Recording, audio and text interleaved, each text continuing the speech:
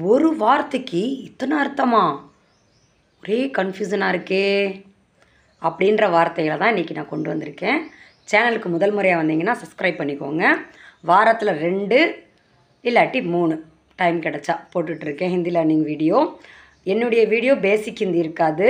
நடைமுறையில் எப்படி பேசுகிறோம், ஒரு வார்த்தை கூட சேர்த்து இணைச்சி பேசும்போது சென்டென்ஸ் எப்படி க்ரியேட் பண்ணுறது, இதெல்லாம் வித்தியாசமாக சொல்லி கொடுத்துட்ருக்கேன். ஸோ உங்களுக்கு ரொம்ப ரொம்ப யூஸ்ஃபுல்லாக இருக்கும். கடைசி வரைக்கும் ஸ்கிப் பண்ணாமல் பாருங்கள். ஒரு வார்த்தை இப்போ பரேஷானி அப்படின்னு சொல்கிறோம். பரேஷானி அப்படின்னா பிரச்சனைன்னு அர்த்தம் இருக்குது. இப்போ பரேஷான் அந்த நீயை கட் பண்ணிவிட்டு வெறும் பரேஷான் அப்படின்னு மட்டும் சொன்னோம்னா டென்ஷன் அப்படின்னு அர்த்தம். டென்ஷன் இங்கிலீஷ் ஆயிடுச்சா? இப்போ பரேஷான் மத் கரோ அப்படின்னு சொல்கிறாங்கன்னு வச்சுக்கோங்க. இப்போ நம்ம ஒரு குழந்தை இருக்குது, நம்மளை தொல்லை பண்ணிக்கிட்டே இருக்குது. தொல்லை பண்ணாத அப்படின்னு நம்ம சொல்கிறோம். அப்போ பரேஷான் மத் கரோ அப்படின்னு அர்த்தம். தொந்தரவு பண்ணாத, தொல்லை பண்ணாத. அந்த பரேஷானி அந்த நீயை கட் பண்ணிவிட்டு அந்த நாவோட முடிச்சிட்டோம், பரேஷான் அப்படின்னு முடிச்சிட்டோன்னா அதுக்கு 2 அர்த்தம் இருக்குது. சரிங்களா? இன்னொன்று தக்லீஃப். தக்லீஃப் அப்படிங்கிற வார்த்தைக்கு என்ன அர்த்தம்னா வலி, வேதனை, பிரச்சனை. பிரச்சனை ஏன் அப்படின்னு சொல்கிறோன்னா, உனக்கு என்ன பிரச்சனை அப்படின்னு கேட்குறதுக்கு துஜே கியா தக்லீஃப் ஹே அப்படின்னு கேட்கலாம். உனக்கு என்ன பிரச்சனை? ஆப்கோ கியா தக்லீஃப் ஹே, உனக்கு என்ன பிரச்சனை, அதுக்கும் அதை யூஸ் பண்ணுவாங்க. இன்னொன்று இப்போ உங்களுக்கு இப்போ கழுத்தில் பிரச்சனை இருக்குது. मुझे बहुत तकलीफ़ हो रही है गर्दन में, पिन कழுத்தை गर्दन, मुझे बहुत तकलीफ़ हो रही है या हो रही है பெண்கள், तकलीफ़ हो रहा है ना ஆண்கள். ரொம்ப வலியாக இருக்குது.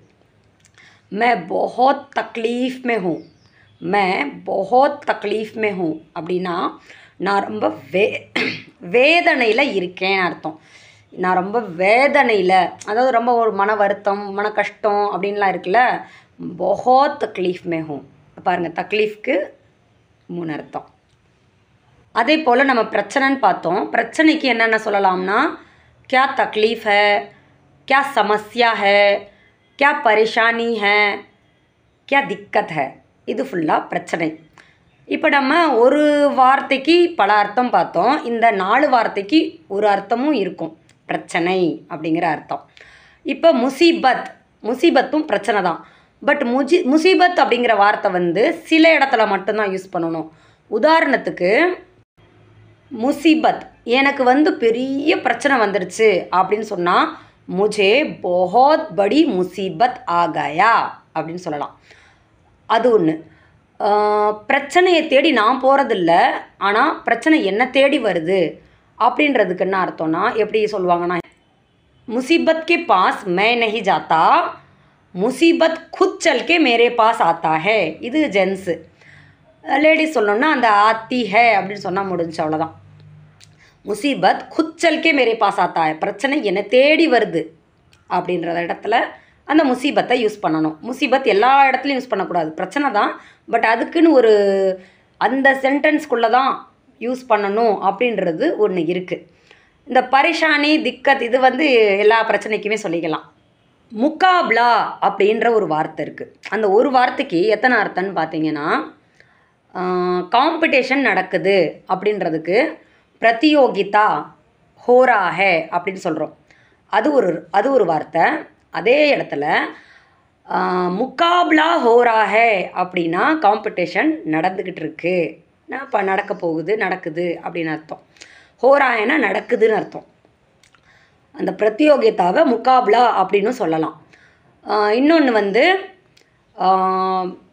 दो भाई एक दूसरे के खिलाफ खड़े हैं அப்படின்னா 2 பிரதர்ஸ் ஒருத்தரை எதிர்த்து நிற்கிறாங்க அப்படின்னு அர்த்தம். ஆப்போசிட்டில், அதாவது எதிர்த்து நிற்கிறாங்க, சண்டைக்கோ இல்லை எலெக்ஷனில் கூட அந்த மாதிரி கூட சொல்லலாம்.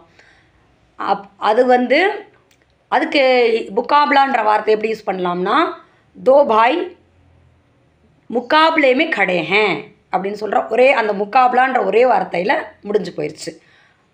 ஆப்போசிட்டில் நிற்கிறாங்க, அதாவது எதிர்த்து நிற்கிறாங்க. ஆம்னே சாம்னேன்ற வார்த்தைக்கு பதிலாக நம்ம முகாப்லா அப்படிங்கிற வார்த்தையை யூஸ் பண்ணிக்கலாம்.